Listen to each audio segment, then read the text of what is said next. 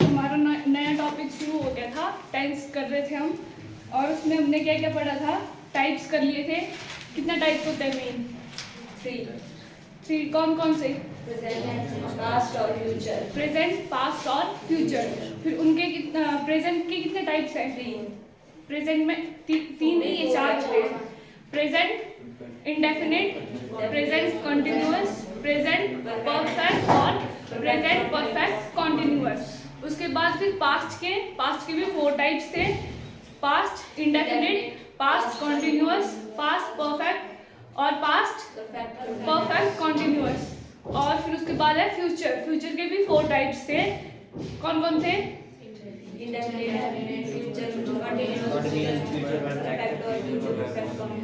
Total हमारे कितने types हो गए थे? 12। और उसमें हमने हेल्पिंग वर्ब की थी। जो हमारा प्रेजेंट टेंस है उसमें आपकी हेल्पिंग वर्ब कौन कौन होती है? इज, एम, आर और हैज, हैव और डू और डज। अब आज हम प्रेजेंट इंडेफिनिट के बारे में करेंगे। पहले तो सिंपल प्रेजेंट टेंस जो होते हैं उसमें हेल्पिंग वर्ब का यूज क्या होता है? इज, एम और are. Simple present tense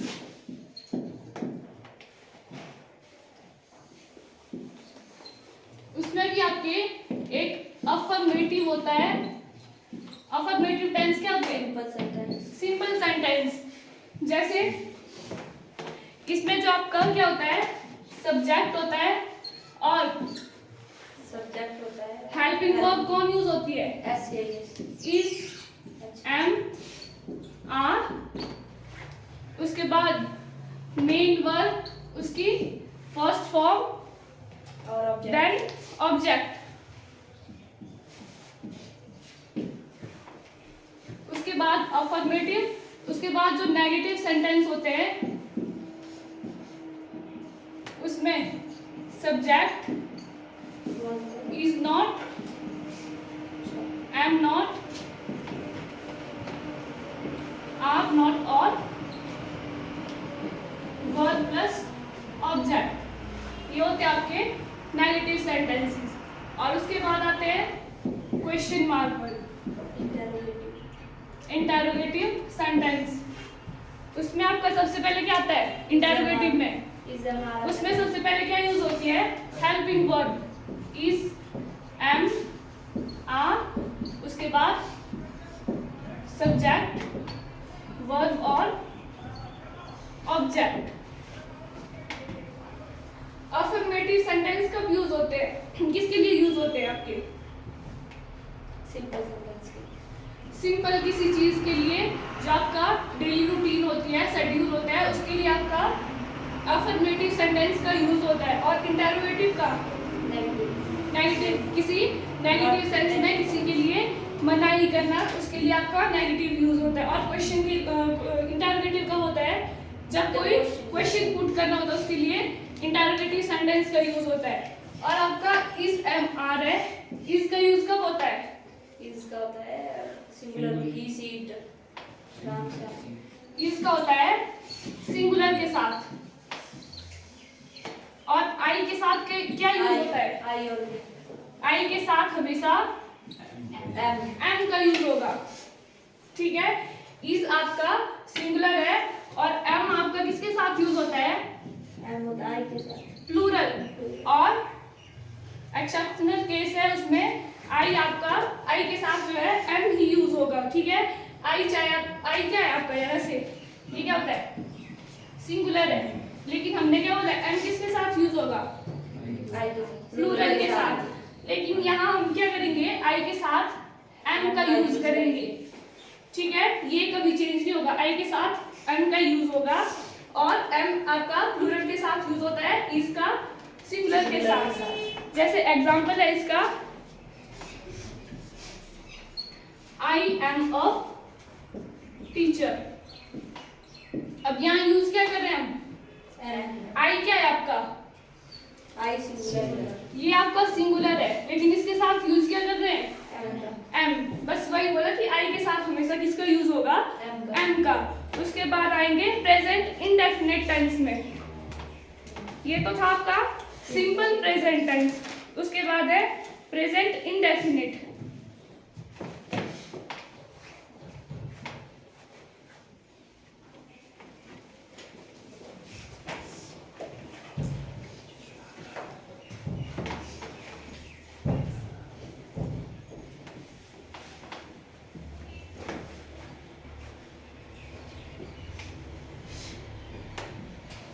present indefinite है। प्रेजेंट पे पहले तो हेल्पिंग वर्ब क्या क्या यूज होते हैं उसको साइड में लिखेंगे।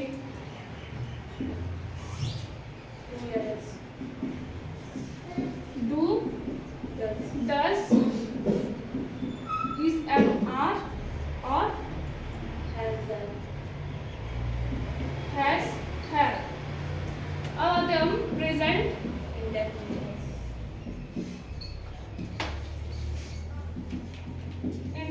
Tense.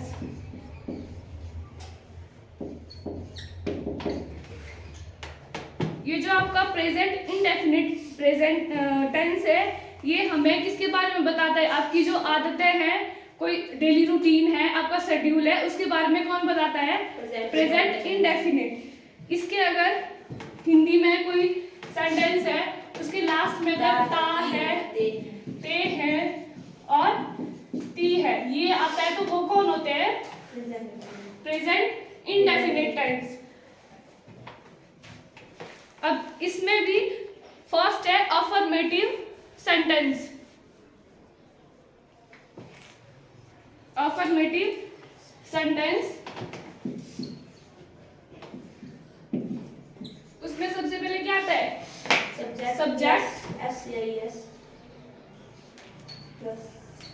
Subject plus main verb. उसकी कौन सी फॉर्म होती है? उसकी फर्स्ट फॉर्म। उसके बाद एस और ई एस। एस और ई एस का यूज कब होता है?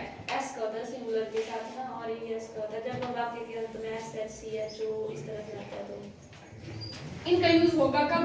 वर्ब के साथ। जब आपका सब्जेक्ट क्या होगा? अगर सब्जेक्ट आपका सिंगुलर होगा तो लगता है सी सिंगुलर के साथ लगता है आपका एस और ई एस और प्लस ऑब्जेक्ट। अब एक सेंटेंस देती हूँ मैं, उसको इंग्लिश में चेंज करना है। लिखो, मैं व्हाइट बोर्ड का यूज करती हूँ या करता हूँ।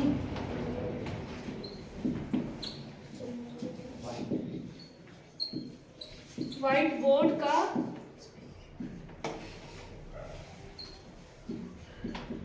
यूज करती हूँ। सबसे पहले तो ये कौन सा सेंटेंस है? ये प्रेजेंट। इसकी पहचान क्या है? लास्ट में क्या है?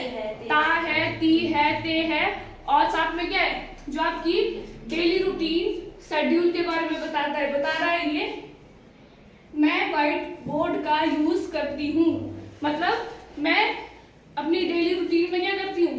जो व्हाइट बोर्ड है उसका यूज करती हूँ। इसमें रूटीन और शेड्यूल के बारे में बताते हैं प्रेजेंट इंडेफिनिट में। अब इसको करो चेंज। सबसे पहले क्या आएगा? आई यूज करती हूँ तो यूज के साथ आई यूज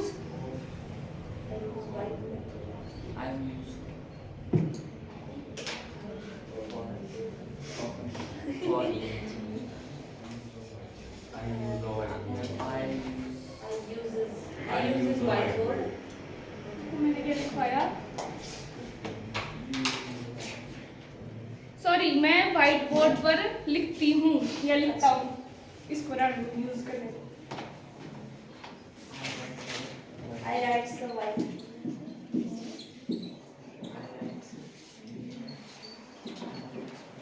सब्जेक्ट क्या है? आई, उसके बाद वर्ब क्रिया क्या है इसमें? राइट। अब राइट के साथ एस और ई एस का यूज होगा? नहीं होगा, इसके साथ नहीं होता है। I write white। नहीं होगा। फिर आगे आई राइट, किस पर लिखते हैं? व्हाइट बोर्ड में। तो अब पर इसको किस में करेंगे change? I right on black board, white board पर लिखते हो ना, तो पर इसको करेंगे चेंज ऑन, फिर किस पर लिखते हैं? White board. White board.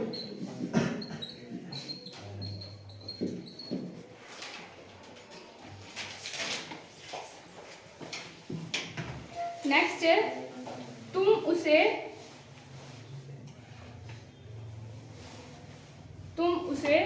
जानते हो। You know.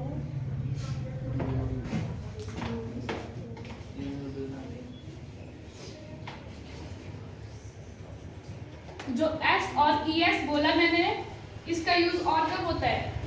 जब किसी थर्ड पर्सन की बात होती है तब भी एस और ई एस का यूज होता है, ठीक है। थर्ड पर्सन कौन होता है? जिसके बारे में बात कर रहे हो। और जो प्रेजेंट नहीं होता है वो होता है थर्ड पर्सन, ठीक है।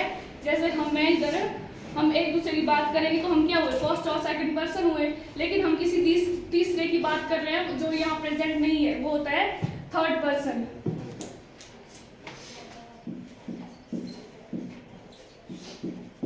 तुम उसे जानते हो। सब्जेक्ट यू, फिर मेन वर्ब नो। इसके साथ एस और ई एस का यूज होगा। क्यों? नहीं होगा। नहीं होगा। फिर यू नो आगे हिम या हर। डेम आएगा। डेम क्या, उसका मतलब क्या होगा? मीनिंग डेम का? हाँ? यही ठीक है, राइट है ये।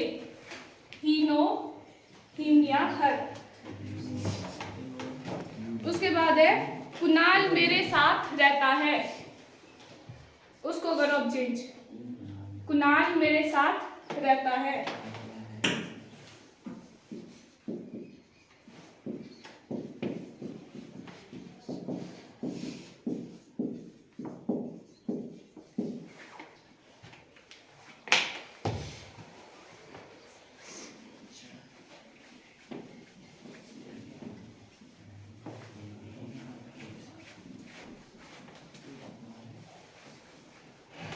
बताओ क्या है इसमें? सब्जेक्ट क्या है? कुणाल, फिर क्रिया क्या है इसमें? वर्ब रहता। तो क्या होता है? लाइव। अब इसके साथ एस और ई एस का यूज होगा? नहीं होगा। होगा इसमें लाइव। क्यों होगा? कुणाल कौन है? हाँ? सब्जेक्ट और सिंगुलर। सब्जेक्ट है और सिंगुलर है। और क्या है? थर्ड पर्सन है कुणाल। मतलब वो यहाँ प्रेजेंट नहीं है, किसी तीसरे की बात कर रहे हैं, तो ये क्या है? Third person. तो इसमें क्या होगा? एस और ई एस का यूज होगा। लाइव के साथ क्या होता है? एस का यूज। ही लाइज, फिर with object me. He lies with me. ये हो गए अफर्मेटिव सेंटेंस। नेक्स्ट है negative sentence.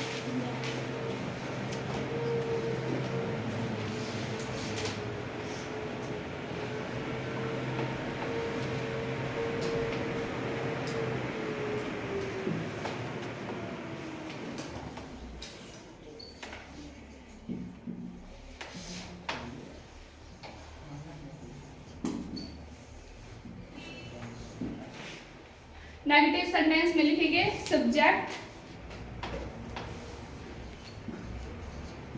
Plus helping verb do या डज, और साथ में नॉट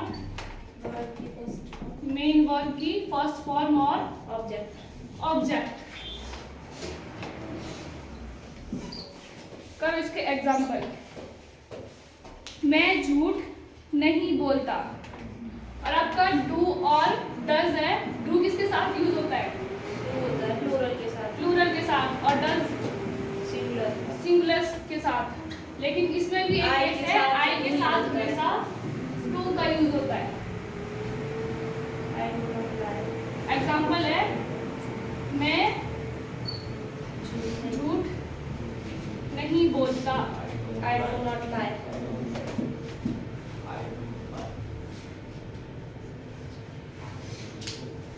क्या बोला? I don't lie. क्या है? झूठ बोलती, मतलब बोलता या बोलती। मैं झूठ नहीं बोलता। बोलने के आई लिए डू नॉट लाई स्पीक, नहीं स्पीक लाई, झूठ बोलने की क्या होती है English? Tell a lie. I don't tell a lie.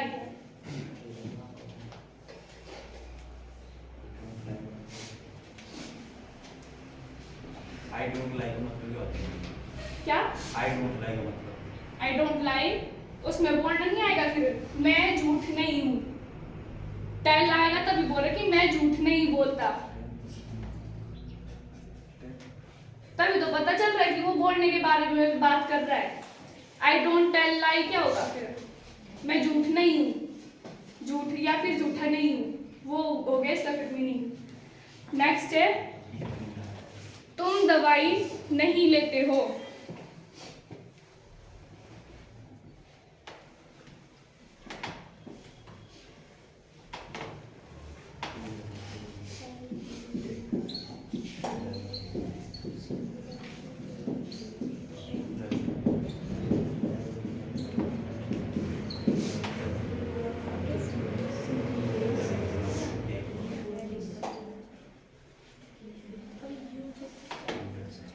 You क्या होता है? सिंगुलर है ना मैम, सिंगुलर होता है। ऐसा प्लूरल है तो यू डू नॉट, यू का प्लूरल क्या होता है? अगर यू सिंगुलर होता तो यू ही रहता है, यू ही होता है, इसका प्लूरल भी। तो यू क्या होता है आपका? प्लूरल होता है। यू डू नॉट, सब्जेक्ट क्या है? यू, फिर डू नॉट, यू क्या है? प्लूरल है, प्लूरल है। प्लूरल के साथ क्या आएगा? डू डू नॉट, फिर टेक लेते, take medicine, medicine. You do not take medicine. Do आपका प्लूरल के साथ यूज होता है और डज आपका सिंगुलर के साथ यूज होता है।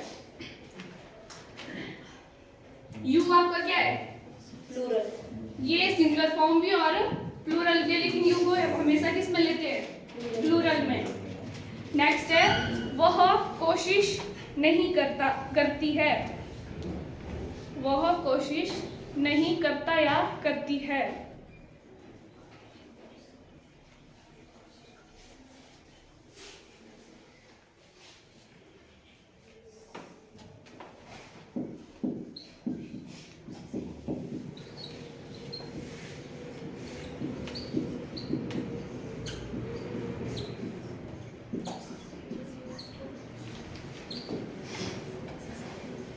सब्जेक्ट क्या है इसमें? शी, ही और शी। फिर she does not, sorry, she subject ये है ही, फिर डज आएगा इसके साथ। ये क्या है? सिंगुलर, इसके साथ आएगा डज नॉट, फिर कोशिश को क्या बोलते हैं?